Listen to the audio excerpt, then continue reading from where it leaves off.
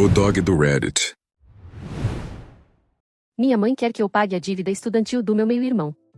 Eu, mulher de 29 anos, tenho um meio-irmão mais velho, Chris, homem de 42 anos, que tem sido um pesadelo desde o dia em que minha mãe se casou com o pai dele.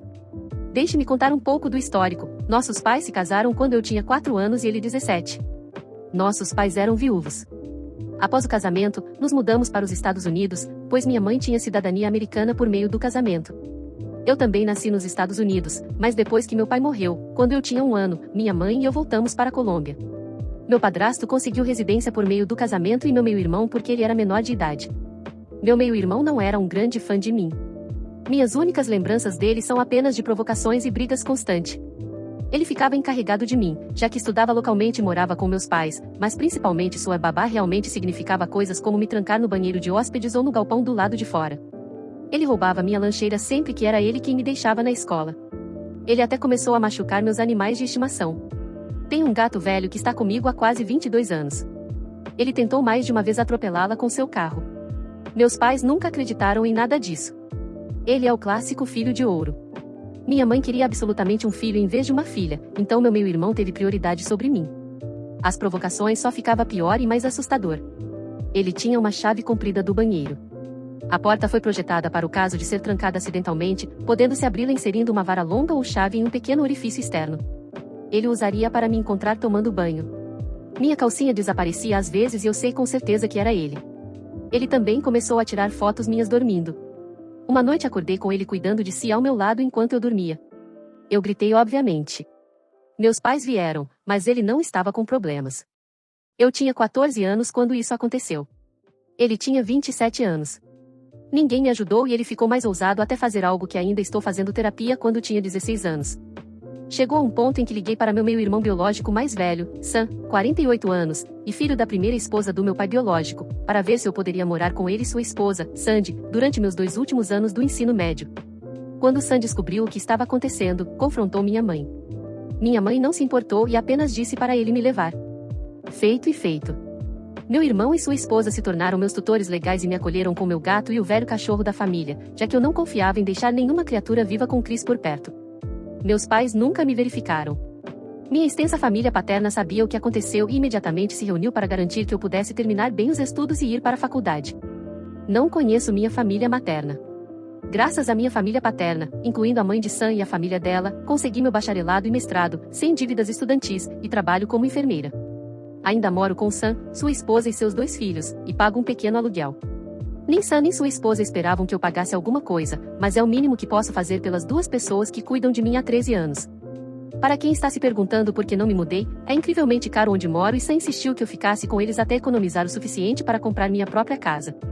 As coisas pareciam bem até que minha mãe me mandou uma mensagem recentemente.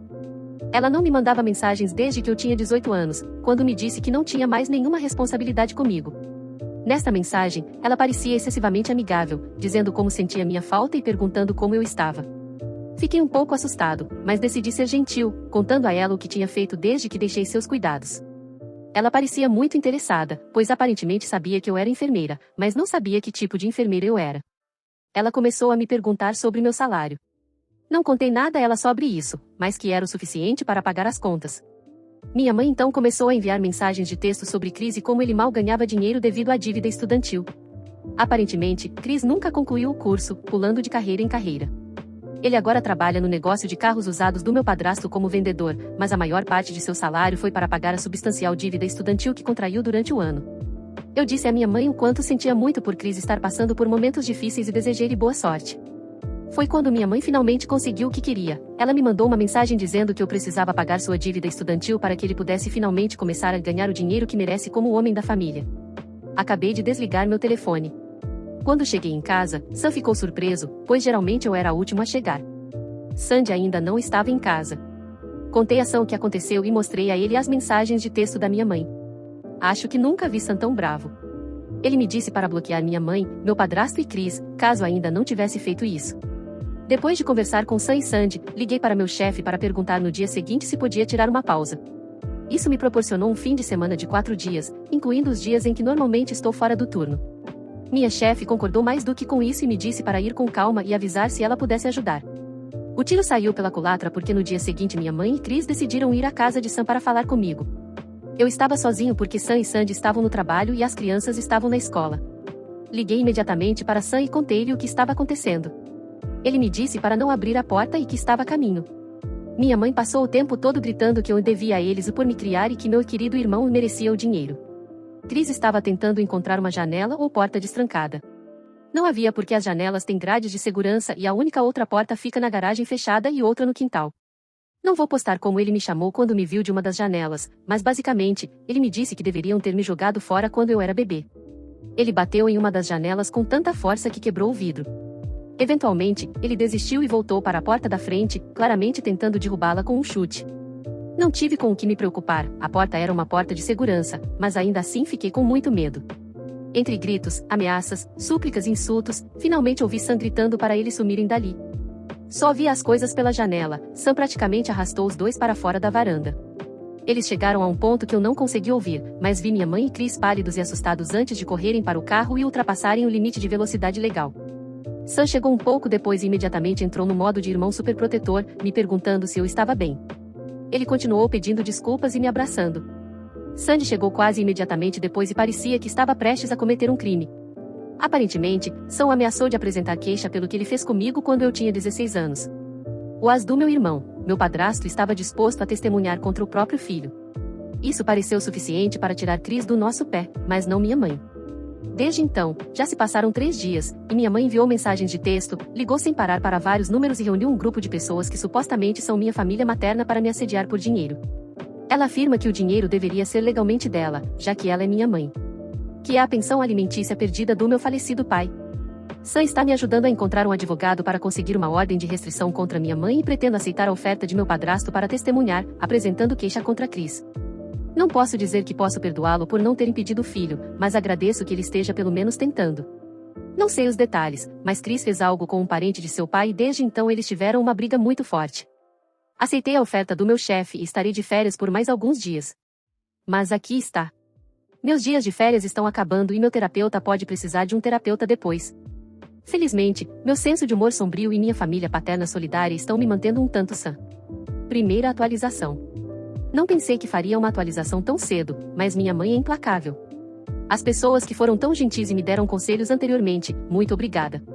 Realmente ajuda que as pessoas demonstrem bondade em dias difíceis.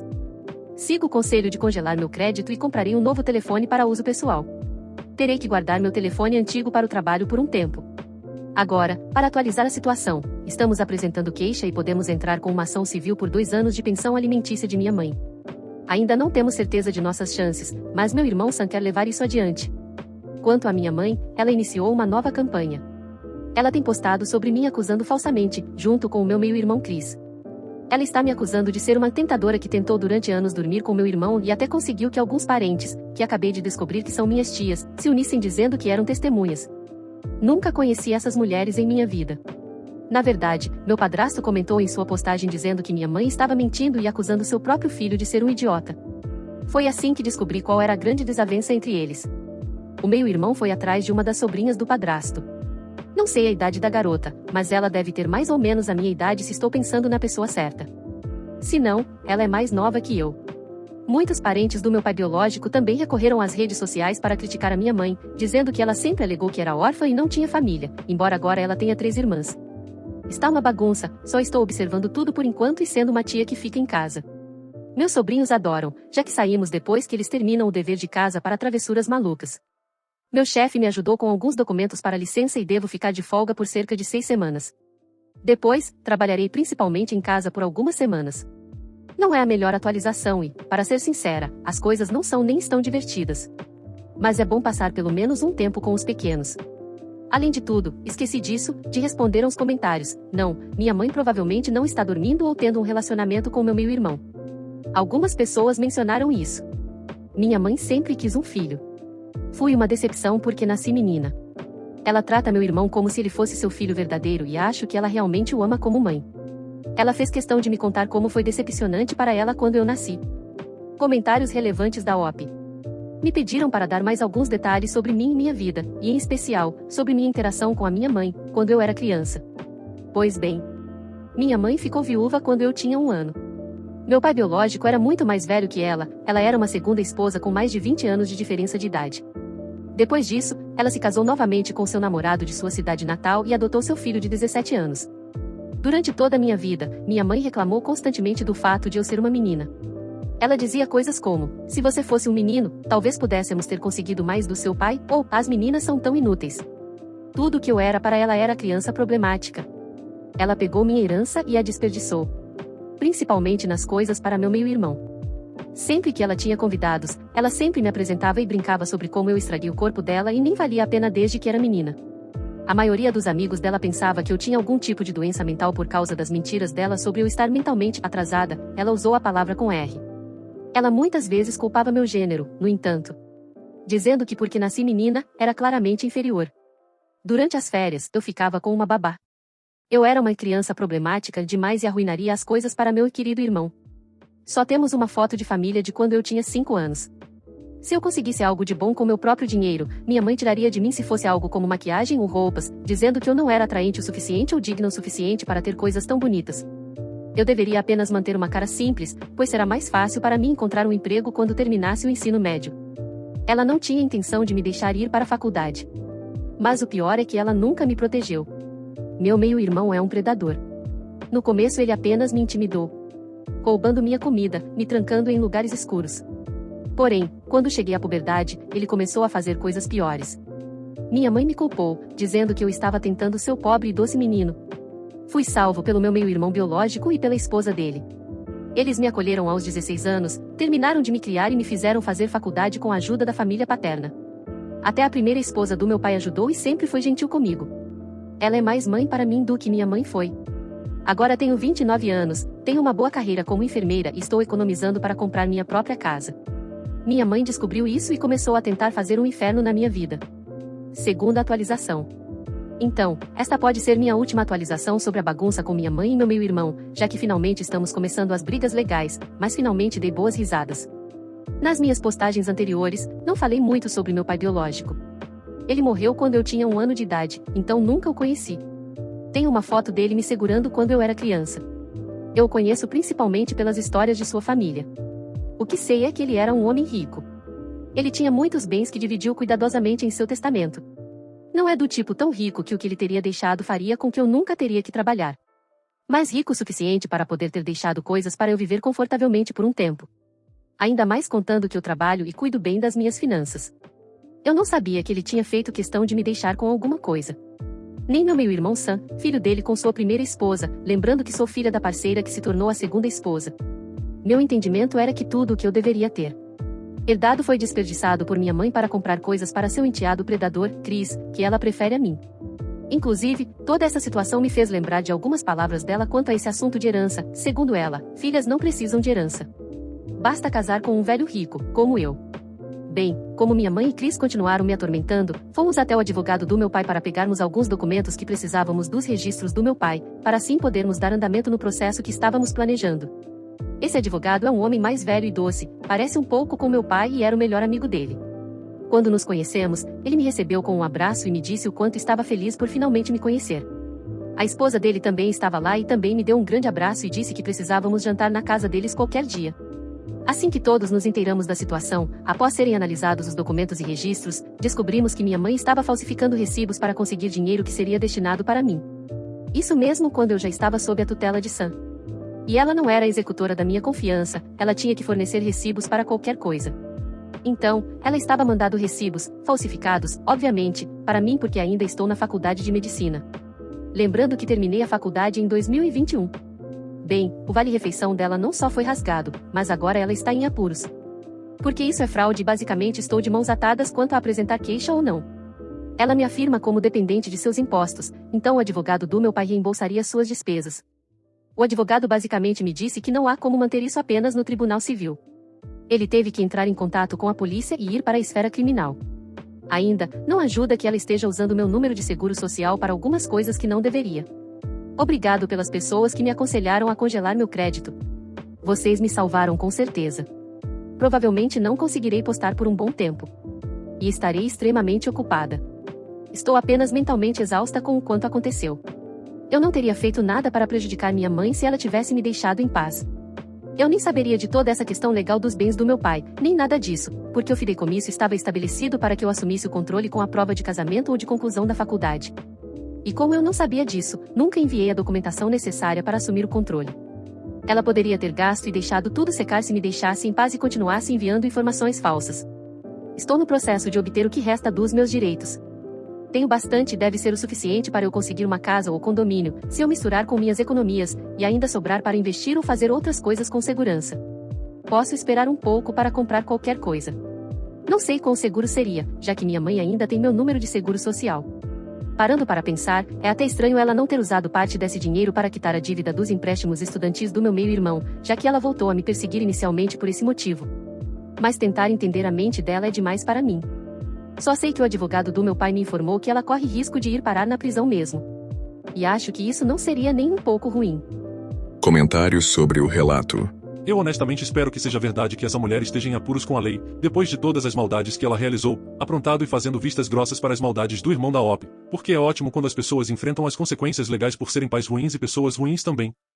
O meio-irmão da OP também poderia adicionar destruição de propriedade à pilha de acusações se o outro meio-irmão realmente socou uma janela com tanta força que ela quebrou.